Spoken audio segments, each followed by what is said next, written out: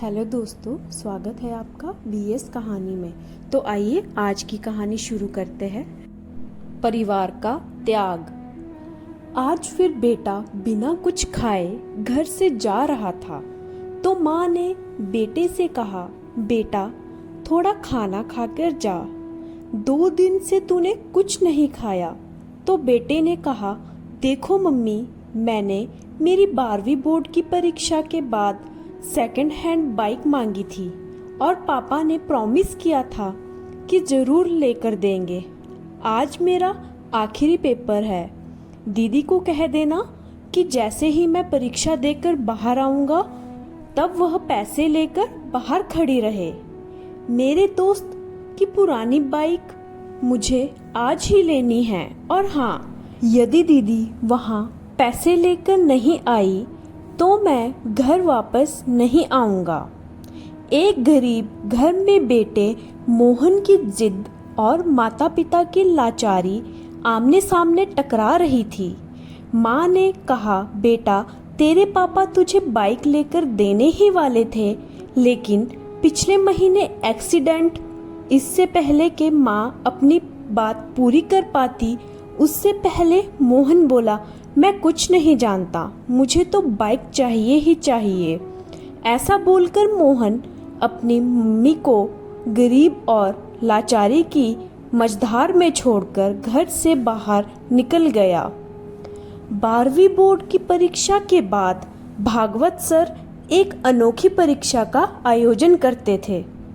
हालांकि भागवत सर का विषय गणित था, किंतु विद्यार्थियों को जीवन का गणित भी समझाते थे।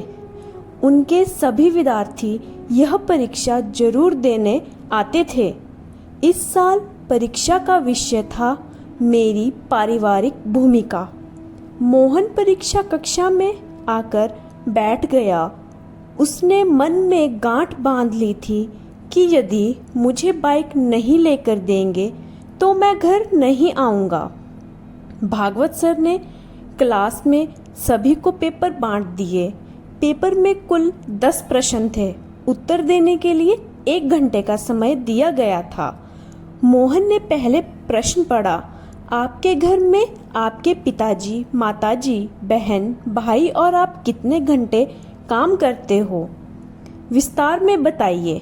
मोहन ने तुरंत जवाब लिखा, पापा सुबह 6 बजे टिफिन के साथ अपनी ऑटो रिक्शा लेकर निकल जाते हैं और रात को 9 बजे वापस आते हैं। ऐसे में वह लगभग 15 घंटे काम करते हैं। मम्मी सुबह 4 बजे उठकर पापा का टिफिन तैयार करती है, बाद में घर का सारा काम करती है, दोपहर को सिलाई का काम करती है और सभी लोगों के सो जाने के बाद वह सोती है। लगभग रोज 16 घंटे काम करती है। दीदी सुबह कॉलेज जाती है और शाम को 4 से 8 बजे तक पार्ट टाइम जॉब करती है और रात को मम्मी के काम में मदद करती है। लगभग 12 से 13 घंटे काम करती है। मैं सुबह 6 बजे उठता हूँ और दोपहर को स्कूल से आकर खाना खाकर सो जाता हूँ। शाम को अपने दोस्तों के साथ टहलता हूँ। रात को 11 बजे तक पढ़ता हूँ तो लगभग 10 घंटे तक मैं व्यस्त रहता हूँ। पहले सवाल के जवाब के बाद मोहन ने दूसरा प्रश्न पढ़ा, आपके घर की मासिक कुल आमदनी कितनी है? तो मोहन ने जवाब लिखा, मेरे पापा की आमदनी लगभग 10,000 है। मम्मी और दीदी मिलकर 5,000 कुल जोड़ लेते हैं। कुछ आमदनी 15,000 रुपये है। प्रश्न नंबर 3 था, मोबाइल रिचार्ज प्लान, आपकी मनपसंद टीवी पर आ रही 3 सीरियल के नाम, शहर के एक सिनेमा हॉल का पता और अभी वहाँ चल रही मूवी का नाम बताइए। सभी प्रश्नों के जवाब आसान होने के कारण मोहन ने फटाफट 2 मिनट में लिख दिए। अब बारी थी प्रश्न नंबर 4 की और 4 नंबर प्रश्न था, 1 किलो आलू और भिंडी की कीमत क्या है? 1 किलो गेहूं, चावल और तेल की कीमत बताइए। और जहाँ पर घर का गेहूं पिसवाने जाते हो उस आटा चक्की का पता भी बताइए। मोहन को इस सवाल का जवाब नहीं आया। उसने समझ में आया कि हमारे दैनिक आवश्यक जरूरत की चीज़ों के बारे में तो उसे थोड़ा भी पता नहीं है। मम्मी जब भी कोई काम बताती थी तो मना कर देता था। आज उसे समझ में आया कि बेकार की चीज़ मोबाइल रिचार्ज, मूवी का ज्ञान ही जरूरी नहीं है। अपने घर के कामों की समझ होना भी बहुत ज़रूरी है। प्रश्न नंबर 5 था, आप अपने घर में भोजन को लेकर कभी तकरार या गुस्सा करते हैं? तो मोहन ने सोचकर जवाब लिखा, हाँ, मुझे आलू के सिवा कोई भी सब्जी पसंद नहीं है। यदि मम्मी और कोई सब्जी बनाए तो मेरे घर में झगड़ा होता है। कई बार मैं बिना खाए उठ जाता हूँ। इतना लिखते ही मोहन को याद आया कि आलू की सब्जी से मुंह को गैस की तकलीफ होती है, पेट में दर्द होता है। मम्मी अपनी सब्जी में एक बड़ी चम्मच अजवाइन डालकर खाती है। एक दिन मैंने गलती से मम्मी की सब्जी खा ली थी और फिर मैं थूक दिया था और फिर पूछा था कि मम्मी तुम इतनी कड़वी सब्जी क्यों खाती हो? तब दीदी ने बताया था कि हमारे घर की स्थिति अच्छी नहीं है कि हम 2 सब्जियां बना सके। तुम्हारी जिद के कारण मम्मी बेचारी क्या करे। मोहन ने अपनी यादों से बाहर आकर अगले प्रश्न को पढ़ा। अगला प्रश्न नंबर 6 था, आपने अपने घर में की हुई आखिरी जिद के बारे में लिखिए। मोहन ने जवाब लिखा, बोर्ड की परीक्षा पूर्ण होने के बाद दूसरे ही दिन बाइक के लिए जिद की थी।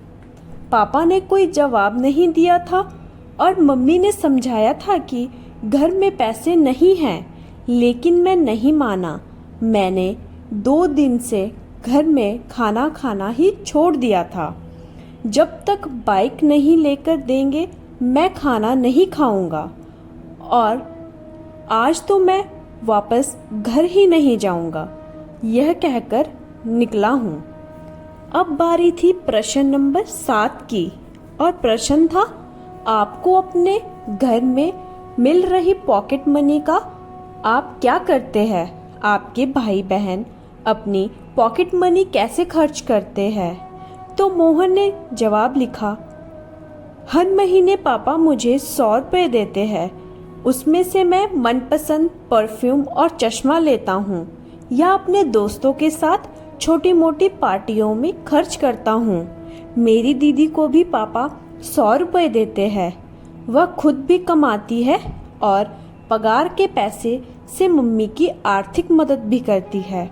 हाँ, उसको दिए गए पॉकेट मनी को वह गुल्लक में डालकर बचत करती है। उसके किसी प्रकार के कोई शौक नहीं है क्योंकि वह कंजूस भी है। इसके बाद प्रश्न था 8, आप अपनी खुद की पारिवारिक जिम्मेवारी को समझते हैं? यह प्रश्न अटपटा और मुश्किल होने के बाद भी मोहन ने जवाब लिखना शुरू किया। परिवार के साथ जुड़े रहना चाहिए, एक दूसरे के प्रति समझदारी से व्यवहार करना चाहिए, एक दूसरे की मदद करनी चाहिए और ऐसे अपनी जिम्मेदारियां निभानी चाहिए। यह लिखते लिखते ही अंतरात्मा से आवाज आई, मोहन तुम खुद अपनी पारिवारिक जिम्मेदारी को योग्य रूप से निभा रहे हो? और अंतरात्मा से ही जवाब आया, नहीं, बिल्कुल नहीं। प्रश्न नंबर 9, आपके परिणाम से आपके माता पिता खुश है? क्या वह अच्छे परिणाम के लिए आपसे जिद करते हैं, आपको डांटते रहते हैं? इस प्रश्न का जवाब लिखने से पहले मोहन की आंखें भर आई। अब वह परिवार के प्रति अपनी भूमिका बराबर समझ चुका था। उसने लिखने की शुरुआत की, वैसे तो मैं कभी भी अपने माता पिता को आज तक संतोषजनक परिणाम नहीं दे पाया, लेकिन इसके लिए उन्होंने कभी भी जिद नहीं की। मैं बहुत बार अपने रिजल्ट के प्रॉमिस तोड़े हैं, फिर भी हल्की सी डांट के बाद वही प्रेम बना रहता है। इसके बाद आखिरी प्रश्न था प्रश्न नंबर 10। पारिवारिक जीवन में असर कारक भूमिका निभाने के लिए इन छुट्टियों में आप कैसे अपने परिवार की मदद करेंगे? जवाब में मोहन की कलम चलने इससे पहले उसकी आंखों में आंसू बहने लगे। जवाब लिखने से पहले ही कलम रुक गई। बेंच के नीचे मुंह रखकर रोने लगा।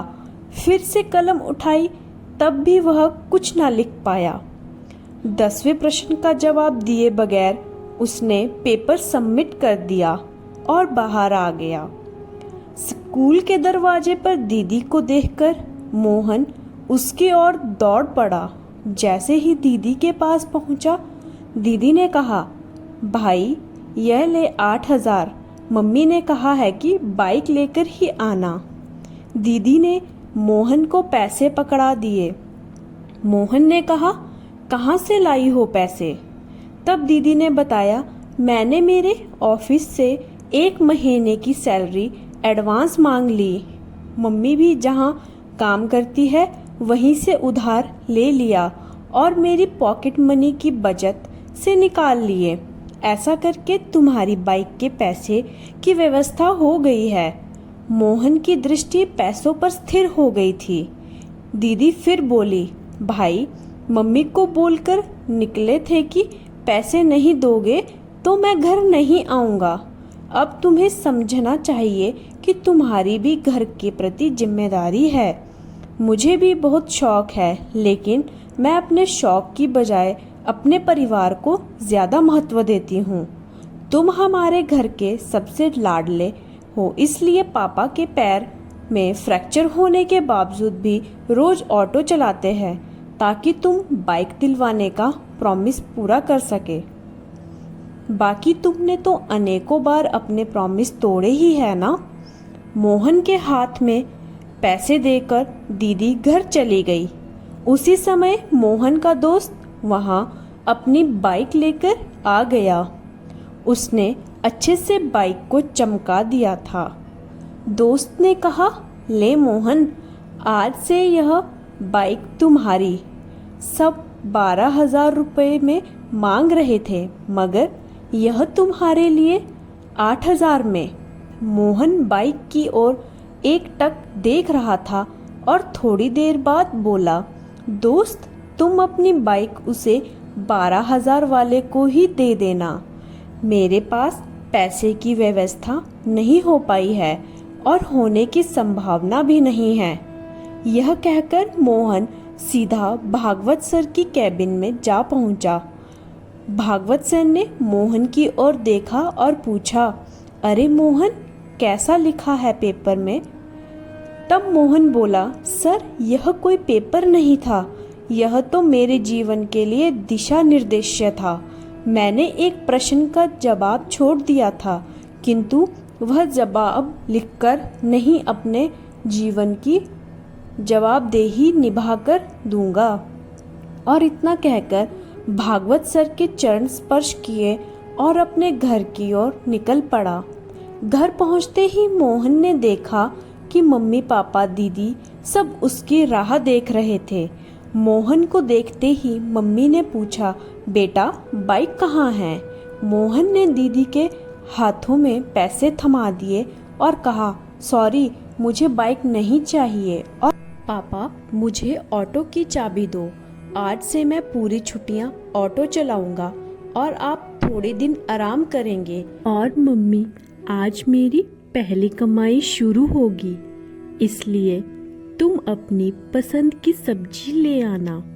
रात को हम सब साथ मिलकर खाएंगे। मोहन के स्वभाव में आए परिवर्तन को देखकर मम्मी ने उसे गले लगा लिया और कहा, बेटा सुबह जो कहकर तुम गए थे वह बात मैंने तुम्हारे पापा को बताई थी और इसलिए तुम्हारे पापा दुखी हो गए, काम छोड़कर घर वापस आ गए। भले ही मुझे पेट में दर्द होता हो, लेकिन आज तो मैं तेरी पसंद की ही सब्जी बनाऊंगी। तब मोहन ने कहा, नहीं मम्मी, अब मैं समझ गया हूँ कि मेरे घर परिवार में मेरी भूमिका क्या है। मैं रात को आपकी पसंद की सब्जी ही खाऊंगा। परीक्षा में मैं आखिरी जवाब नहीं लिखा, वह प्रैक्टिकल करके दिखाना है। और हाँ मम्मी, हम गेहूं को पीसने कहाँ जाते हैं और उस आटा चक्की का नाम और पता भी मुझे दे दो। इसी समय भागवत सर ने घर में प्रवेश किया और बोले, वाह मोहन, वाह, जो जवाब तुमने लिखकर नहीं दिया वह प्रैक्टिकल जीवन में करके दोगे। मोहन भागवत सर को देखकर आश्चर्यचकित हो गया और बोला, सर आप और यहाँ? तब भागवत सर बोले, मुझे मिलकर तुम चले गए और उसके बाद मैंने तुम्हारा पेपर पढ़ा, इसलिए तुम्हारे घर की ओर निकल पड़ा। मैं बहुत देर से तुम्हारे अंदर आए परिवर्तन को सुना। मेरी अनोखी परीक्षा सफल रही और उस परीक्षा में तुमने पहले नंबर पाया है। ऐसा बोलकर भागवत सर ने मोहन के सर पर हाथ रखा और उसे आशीर्वाद दिया। मोहन ने तुरंत ही भागवत सर के पैर छुए और ऑटो रिक्शा चलाने के लिए निकल पड़ा। तो दोस्तों, उम्मीद करती हूँ आज की कहानी आपको पसंद आई होगी। तो हमारी कहानी को लाइक, कमेंट, शेयर एंड हमारे चैनल को सब्सक्राइब जरूर करें।